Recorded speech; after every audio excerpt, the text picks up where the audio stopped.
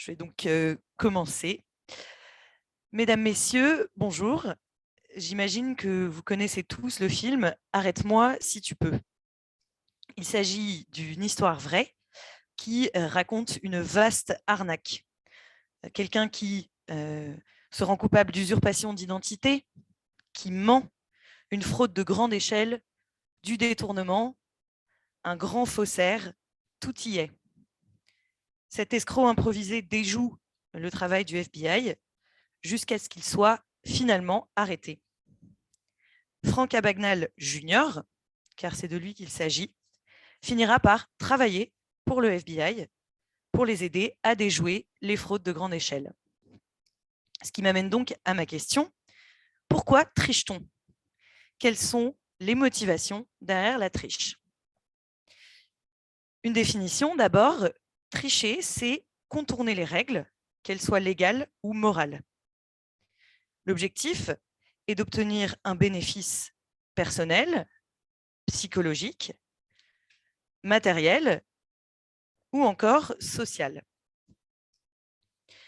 L'exemple que j'ai pris est un exemple extrême, mais il en existe des plus ou moins anodins et les applications de la triche sont extrêmement nombreuses.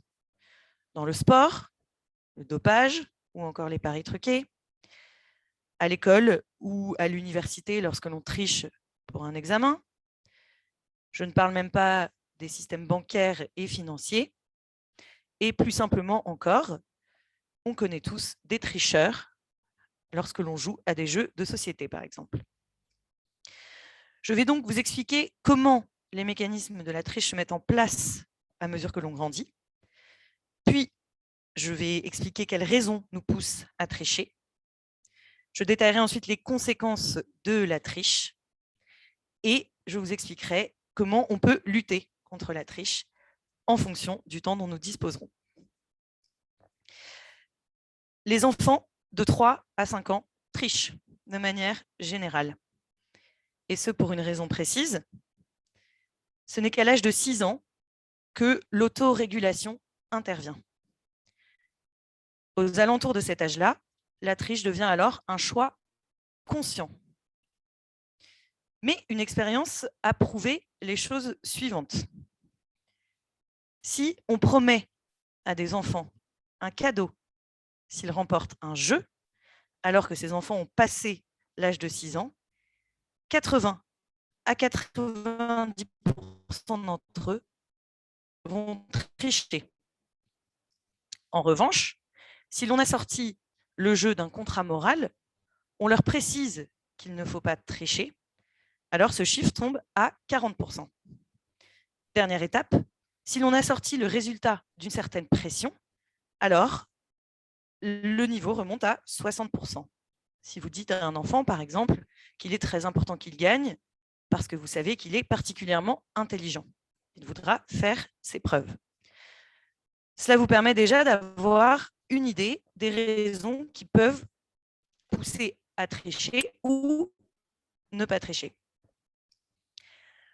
Lorsque l'on arrive à l'adolescence, ce sont des mécanismes sociaux qui se mettent en place. La triche est une manière de s'identifier et de se construire face aux générations précédentes. Elle donne également un sentiment d'appartenance à un groupe pour 2 raisons. D'abord parce que lorsque l'on triche en groupe, le sentiment de responsabilité est étalé entre tous les membres du groupe. On se sent donc moins responsable. Ensuite, parce que la triche renforce les liens dans un groupe. Les individus ont l'impression d'avoir partagé une histoire commune.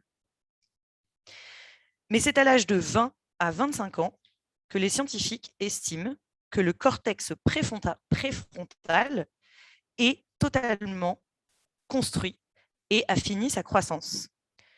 Or, il s'agit de la région du cerveau qui permet de réguler son comportement. En toute logique, nous devrions donc arrêter de tricher une bonne fois pour toutes vers 20 ou 25 ans. Ce n'est pas ce que semblent montrer des enquêtes qui ont été faites, puisque 70% des adultes interrogés admettaient tricher. Qu'il s'agisse de mentir sur son âge pour bénéficier d'une réduction, ou de ne pas payer son billet dans le bus, par exemple. Ils admettent tous tricher, oui, mais avec des limites, qu'il s'agisse de petites tricheries. Et c'est ce qui m'amène à détailler les raisons qui nous poussent à tricher. Selon une recherche qui a été menée par l'Université de Lausanne, 4 moteurs principaux résident dans le choix de la triche. Le premier, c'est une pression externe, c'est-à-dire que l'on est en compétition avec des collègues ou des camarades de classe, par exemple. La deuxième raison, c'est quand on fait des choses pour une raison qui ne nous appartient pas. Le meilleur exemple serait un étudiant qui a fait son choix d'études pour plaire à ses parents et non pas par véritable conviction. La troisième raison est un manque de confiance dans ses propres compétences. Et enfin, la dernière, c'est lorsque l'environnement fait preuve de peu de contrôle et que les circonstances poussent à tricher, puisque l'on sait que le risque d'être attrapé est assez limité.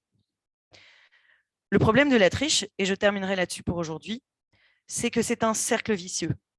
En effet, quand on obtient ce que l'on souhaite par la triche, un sentiment de puissance s'empare de nous. Le succès et la reconnaissance qui l'accompagnent nous donnent alors très peu de raisons d'arrêter. L'adrénaline qui envahit notre cerveau lorsque l'on se met en danger, que l'on sait que l'on contourne ou ignore ses règles, a un effet addictif. Et certains caractères y sont très sensibles. Et c'est là qu'intervient le véritable problème. Cela peut prendre une ampleur qui peut échapper à notre contrôle.